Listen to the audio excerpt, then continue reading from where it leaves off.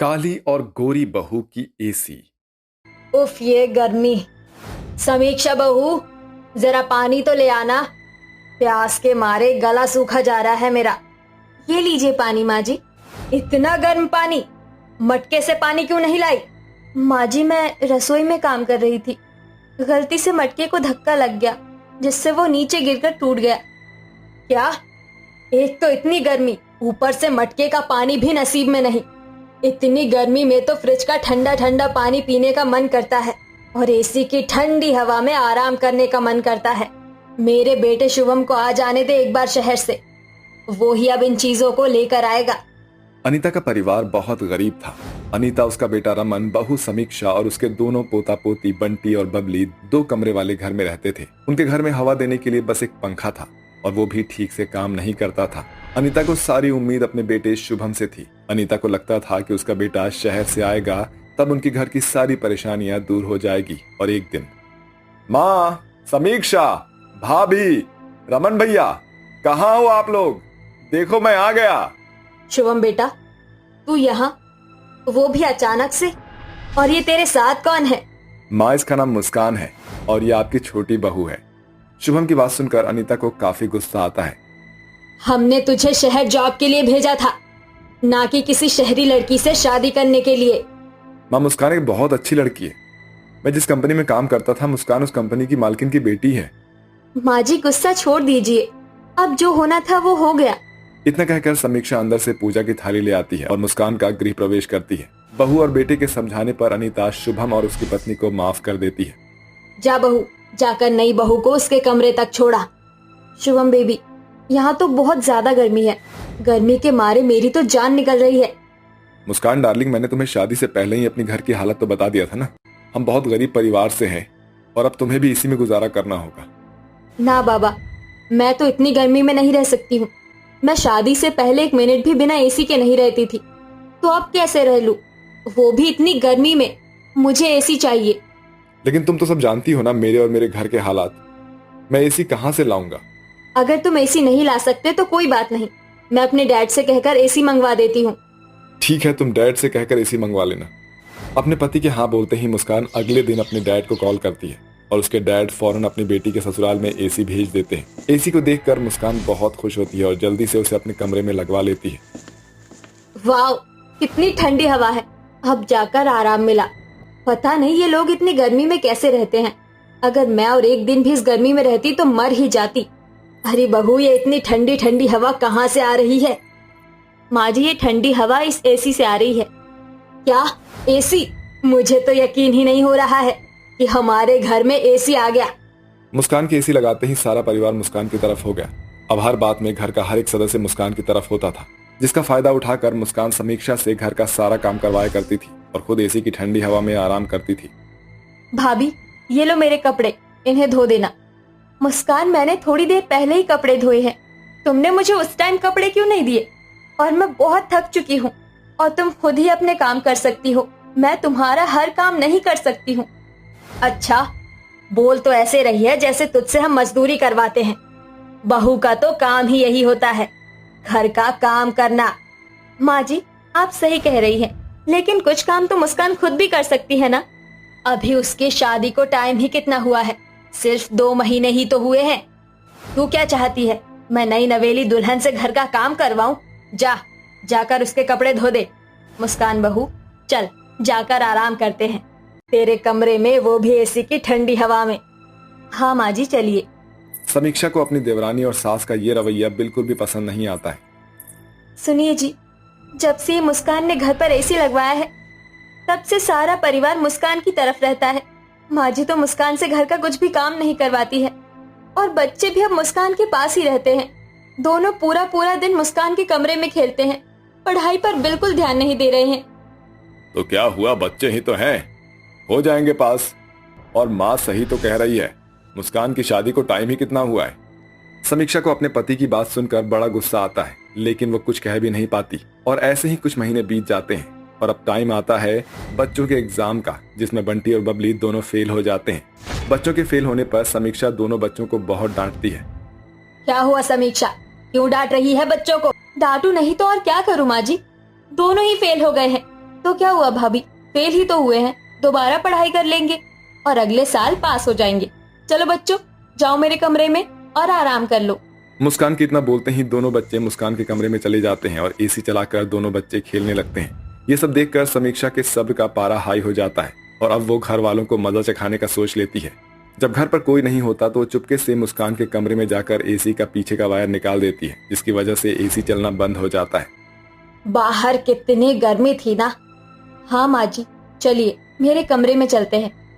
बहू एसी तो चला दे, गर्मी के मारे तो जान ही निकल जा रही है। अरे ये क्या, ये एसी क्यों नहीं चल रहा है? लगता है एसी खराब हो गया है। क्या एसी खराब हो गया है? हे भगवान, अब क्या होगा? एसी के खराब हो जाने पर उसकी हालत खराब हो जाती है और अब अनीता मुस्कान से भी घर का काम करवाने लगती है। ये ले मुस्कान, जाकर कपड़े धो दे। क्या मैं कपड़े धो दूं? वो भी इतनी गर्मी है। तो क्या हुआ, समीक्षा बहू भी तो घर के काम करती है। अब मुस्कान भी समीक्षा की तरह ही काम करती है। खाना बनाना, कपड़े धोना, छत पर जाकर मिर्ची सुखाना। इतनी गर्मी में काम करके मुस्कान बहुत ज्यादा परेशान हो जाती है और सोचती है, पता नहीं समीक्षा भाभी इतनी गर्मी में कैसे काम करती हैं। मेरी तो कुछ दिनों में ही हालत खराब हो गई और भाभी तो ना जाने कितने टाइम से कर रही हैं। मैंने उनके साथ बिल्कुल ठीक नहीं किया। मुझे उनसे माफी मांगनी चाहिए। समीक्षा भाभी, कहाँ हो आप? क्या हुआ मुस्कान? भाभी प्लीज मुझे माफ कर दीजिए। क्यों मुस्कान, क्या हुआ? तुम मुझसे माफी क्यों मांग रही हो? भाभी मुझे अब पता चला कि आप कैसे इतनी गर्मी में काम करती थी। आपको कितनी प्रॉब्लम होती होगी ना। और मैं पूरा दिन एसी में आराम करती थी, तो अब तुम्हें अपनी गलती का एहसास हो ही गया। हाँ भाभी, मुझे माफ कर दीजिएगा।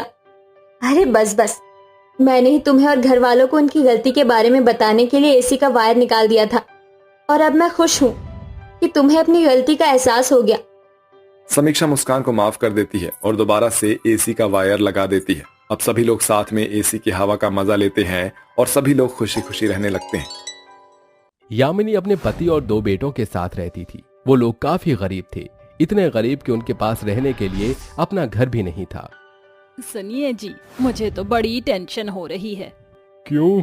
अभी कुछ दिनों के बाद हमारे दोनों ही बेटों की शादी है। नई बहुओं को कहाँ रखेंगे? इससे पहले यामिनी का पति उसे कोई जवाब देता, वहाँ उसका बड़ा बेटा आ गया और बोला, माँ अगर नई बहुएं आ भी रही हैं तो वो भी हमारे साथ इसी घर में रहेंगी। सही कहा तुम्हारे बेटे ने, अब तुम ज्यादा चिंता मत करो। दोनों बाप बेटों ने बात को वहीं खत्म कर दिया, लेकिन यामिनी की ये चिंता खत्म नहीं हुई थी। इसी तरह से दिन बीत गए और दोनों ही बेटों की शादी हो गई। अपने ससुराल को देखकर मॉडल बहू शिखा बोली, ये क्या, क्या सिर्फ ये एक कमरा हमारा ससुराल है? हाँ बहू, यही है। दिमाग खराब है क्या आपका? मैं इस कमरे में जरा भी नहीं रहूंगी। कम से कम शादी करने से पहले एक अच्छे घर का तो इंतजाम कर लिया होता। मैं तेरी बात समझती हूँ बहू, कुछ दिन यहीं एडजस्ट कर लो। हाँ हाँ, आप जैसे लोगों को मैं अच्छे से जानती हूँ। कुछ दिन का बहाना लेकर सारी जिंदगी आप हमें यहीं पर ही सड़ाओगी। अपनी बहू की बात सुनकर यामिनी एकदम चुप हो गई। अपनी माँ का ऐसा उतरा हुआ चेहरा देख शिखा का पति उससे बोला, शिखा तुम्हें माँ से ऐसे बात नहीं करनी चाहिए। हम लोग कोशिश में लग रहे हैं कि हम अपना घर ले लें, लेकिन इतने अपने घर का इंतजाम नहीं होता तब तक तुम्हें इसी घर में एडजस्ट करना पड़ेगा और इससे आगे मैं कुछ भी नहीं सुनूंगा। अपने पति के आगे शिखा को चुप होना पड़ा। अरे बहू, इस तरह बात मत कर। तू अपना दिल छोटा मत कर बहू। अब ये सब बातें बंद करो और बहुओं, चलो जल्दी से तुम अपने गृह प्रवेश की रस्म पूरी कर लो। शिखा अपने पैर से कलश गिराती हुई घर में प्रवेश कर गई, लेकिन उसकी देवरानी नंदिनी वहां यूं ही खड़ी हुई थी। अरे बहू, तू भी अंदर आ, वहां बाहर क्यों खड़ी हुई है? बहू। यामिनी के बहुत पुकारने पर नंदिनी ने जवाब दिया, जी जी, कहाँ खो गई थी? गृह प्रवेश की रस्म नहीं करनी है? अरे हाँ, करनी है ना। नंदिनी भी गृह प्रवेश की रस्म करती हुई अंदर आ गई और अब यामिनी ने दोनों ही बहुओं को उनकी जगह पर जाने को बोला। देखो बहुओं, इस छोटे से कमरे में ही मैंने तुम्हारा भी ठिकाना लगा दिया है। यामिनी ने कोने की तरफ इशारा करते हुए कहा, जहां पर एक दरी बिछी हुई थी। माय गॉड, इस घर में तो मेरी जान ही ना चली जाए। शिखा इसी तरह से बड़बड़ाती हुई अपनी दरी पर जाकर लेट गई। तो वहीं दूसरी तरफ और देख छोटी बहू, ये तेरी जगह है। बहू, बहू, अरे बहू जी, जी माँ जी, तेरा ध्यान कहाँ रहता है? वो मम्मी जी, आज ना मेरे पसंदीदा सीरियल का बहुत बढ़िया एपिसोड आने वाला था, तो बस मैं ना उसी के बारे में सोच रही थी और पता नहीं कब उसी के ख्यालों में गुम हो गई। नंदिनी भी अपनी जगह पर चली गई और सभी घर वाले सो गए। अगली सुबह नंदिनी जल्दी उठकर नहा धोकर भगवान का ध्यान करने लगी। उसने अपनी साड़ी के पल्लू से एक लंबा घूंघट भी कर रखा था। तो वहीं दूसरी तरफ शिखा घोड़े बेचकर सो रही थी। ये क्या बहू, तूने घर में घूंघट क्यों रखा है? नंदिनी ने यामिनी की बात पर ध्यान ही नहीं दिया। जो अभी हो, नंदनी बहू जरा अपनी जेठानी को भी जगा देना, आज तुम दोनों की पहली रसोई है। यामिनी ऐसा बोलकर वहां से बाहर चली गई। अरे ये माँ जी कहाँ गई? चलो कहीं भी हो, मैं अपना काम कर लेती हूँ। नंदिनी घूंघट में ही घर के कामों में लग गई। कुछ देर बाद जब यामिनी वापस आई तो वो नंदिनी से बोली, नंदनी बहू, नंदनी बहू, अरे सुन बहू जी, मुझे तो शक है तुझे कम सुनाई देता है क्या? वो चलिए सब छोड़, ये बता तूने अपनी जेठानी को उठाया क्यों नहीं? आज तुम्हारी पहली रसोई की रस्म है। ऐसा क्या? लेकिन आपने मुझे कब बोला था जेठानी जी को उठाने के लिए? ये सवाल तो अगर तू मुझसे ना ही पूछे तो अच्छा होगा, क्योंकि तू मेरी बातों को सुनती ही कहाँ है। उन दोनों की आवाजों से शिखा की आंख खुल गई। ओहो, आप लोगों को तमीज नहीं है क्या? अरे थोड़ी तो मैनर्स सीखिए। जब कोई सो रहा हो तो क्या इतनी तेज आवाज में बात करते हैं, बेअक्ल इंसान। ओ बहू, मैं तेरी सास हूँ, मुझे ये तीखे तेवर मत दिखा। और वैसे भी सुबह के 10 बज चुके हैं, और कब उठने का इरादा था तेरा? ओहो, अब आप लोगों को कौन बताए? सासू माँ, मेरे तौर तरीके आप लोगों से बहुत अलग हैं। अब ज्यादा मेरा दिमाग खराब मत कीजिए। बहू, मैं तेरा दिमाग खराब नहीं कर रही हूँ, बल्कि खराब होने से रोक रही हूँ। मतलब? देख बहू, समय बीत रहा है, तुम्हारे ससुर जी और पति भी बस कुछ ही देर में आते ही होंगे। जल्दी से अपनी पहली रसोई की रस्म कर लो, ताकि अपने ससुर और पतियों को पहली रसोई में तुम अपने हाथ का बना खाना खिला पाओ। व्हाट? मैं कोई खाना वाना नहीं बनाने वाली हूँ। ये क्या बात हुई? हर लड़की शादी के बाद अपनी पहली रसोई के लिए बहुत उतावली होती है, लेकिन तुझे तो कोई खुशी ही नहीं है। वो इसीलिए सासू माँ, क्योंकि मुझे कुछ भी बनाना नहीं आता है। अरे कुछ तो आता ही होगा, और नहीं आता तो अपनी देवरानी से पूछ लेना, इसे काफी कुछ बनाना आता होगा। जैसे ही शिखा ने अपनी देवरानी की तरफ देखा, क्या मैं इससे पूछूं? अरे इसका तो हुलिया ही अजीब सा है। देवरानी जी, आपने ये घूंघट क्यों रखा है? देवरानी जी, अरे सुनिए। शिखा के काफी बोलने पर नंदिनी ने उसकी बात का जवाब दिया। आप कहाँ खो जाती हो? खैर, क्या आप मेरी खाना बनाने में मदद करोगी? जरूर। नंदिनी अपना खाना बनाते हुए अपनी जेठानी की भी मदद कर रही थी, जिसे देख यामिनी बहुत खुश हुई। हमारा खाना तो तैयार हो गया है, बस इसमें अब तेल का छौंका लगाना है। एक काम करती हूँ, तेल को आंच पर रख देती हूँ, इतने तेल गर्म होगा, इतने में कोई दूसरा काम निपटा लूंगी। नंदिनी गैस पर तेल रखकर बाहर कपड़े सुखाने चली गई। तो वहीं दूसरी तरफ ये मेरी देवरानी तो 1 मिनट में यहाँ और 1 मिनट में वहाँ। अब मैं किससे मदद लूं? अभी इस नंदिनी को ही बुलाकर लाती हूँ। शिखा भी वहां से उठकर चली गई और कुछ ही देर में तेल गैस पर रखा हुआ गर्म हो गया और उसमें आग लग गई। ये जलने की बू कहाँ से आ रही है? यामिनी ने जैसे ही पलटकर देखा तो उसकी आंखें फटी की फटी रह गई, क्योंकि आग बहुत सारी जगह में फैल चुकी थी और बढ़ती ही जा रही थी। अरे कोई है, बचाओ बचाओ।